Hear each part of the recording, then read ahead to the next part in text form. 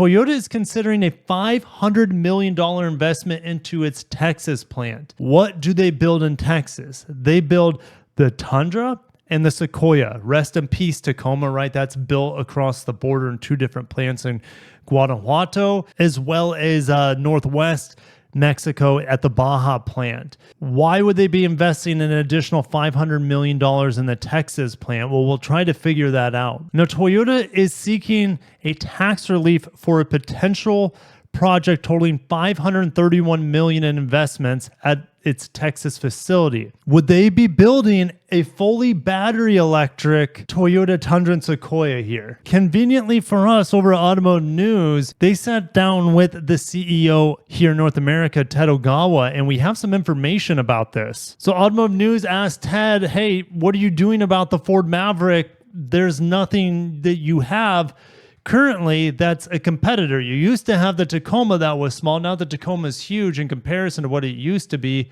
What are you guys doing about it? He says, we have no plan for that. Toyota still has no plan for a Ford Maverick fighter. That makes no sense to me. All right, but let's keep reading. I don't want to get too fired up about that. He says, still we're studying in that area, including the electrification movement. What's there to study? The Ford Maverick Hybrid is one of the best buys on the market. Why can't you build that down in Mexico? Ford builds the Maverick down there. It's a cheap commuting pickup truck that fits most people's needs while still getting 40 miles per gallon.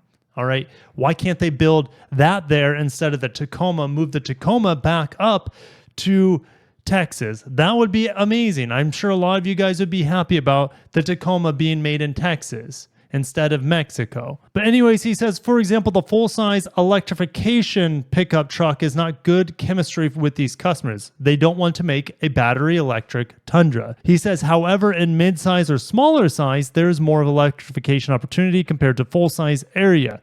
Well, we can look at the EPU that I showed you guys when I was in Japan last October. It was a surprise to everyone. It is kind of a Maverick in size, kind of a Tacoma in size, kind of in between, I would say. And it has a mid-gate that can fold down. Like, that's an amazing pickup truck. And I think a lot of people would be interested in it, in a battery electric potentially, but especially in a plug-in hybrid or normal hybrid.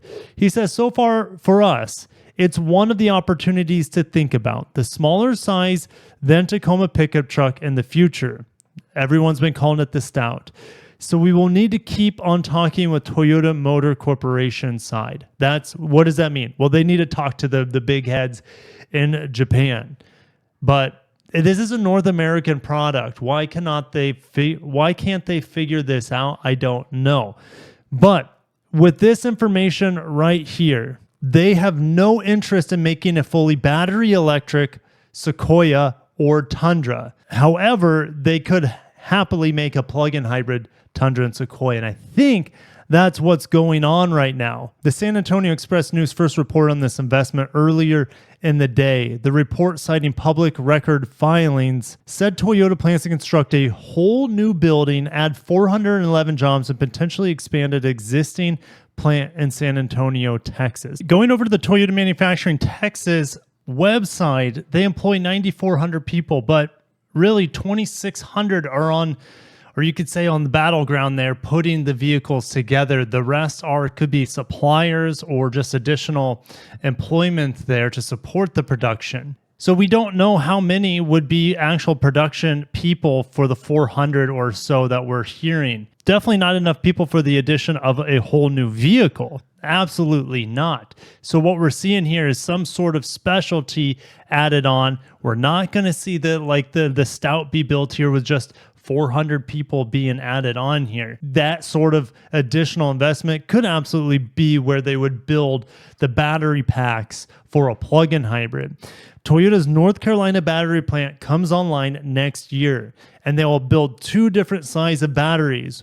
One cell phone sized For normal hybrids, like the Corolla hybrid I'm driving, for example, or the Camry hybrid that I'll be driving hopefully soon as a press loaner. Automotive News also said that there will be VHS cassette tape sized batteries for plug-in hybrids and for EVs. And so what they're doing is they're shipping those small or medium-sized cassettes to these manufacturing facilities where they build the cars, but they also will assemble the battery packs with all those small modules on site for those specific models. So this would be for the Tundra and the Sequoia plug-in hybrid models. If the Tundra hybrid already starts at $57K, what would a plug-in hybrid start at? $65K? And this just hit me, guys, with a ton of bricks as I close out this video.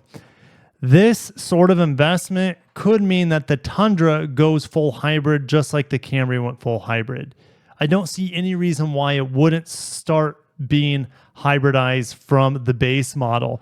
And that means we could start seeing a $40,000 hybridized Tundra standard. Okay, that's what I'm hoping for. And then they could also make plug-in hybrids starting, let's say, in the mid to upper 50s or maybe mid 60s. It depends on whatever Toyota wants to charge for it. So there you have it. That's my estimation what's going on. Toyota Tundra to go full hybrid in the next few years after that plant is done. So we're probably 3 or 4 years out before it's fully hybridized. And we should have plug-in hybrids of the Tundra coming out in the next 2 to 3 years, maybe 4 years latest. I'll catch you guys in the next one. I'll see you down below about my crazy thoughts. Have a great day and peace.